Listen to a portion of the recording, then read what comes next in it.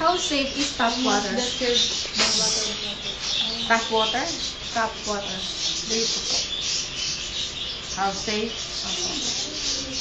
Tap water kasi meron siyang mga chlorine. Di ba yung inaano na di sa Maynila, meron siyang lalagay na chlorine para malinis yung tubig. Hindi sa yung mga water refilling station, meron silang procedure ng pagpaprocess ng tubig. How is bottled water regulated? Bottled water. Regulated? Ano yung regulated? Paano daw po yung pagpaprocess ng bottled water? Pagpaprocess? Opo. Ayun, linisin mo yung cleaning the bottled water, refill, and labeling. Where does bottled water come from?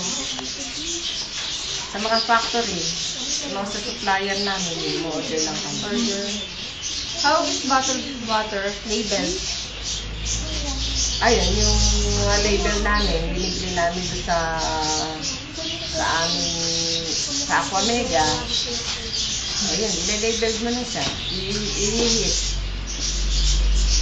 When is drinking bottled water recommended?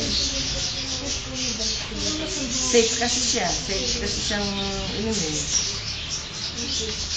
Recommended po sa pag may tag-ulan. Hindi naman. All season. Are the plastic bottles safe to reuse? No. How long does bottled water last? Mga 1 month. 1 month. 1 month. Na.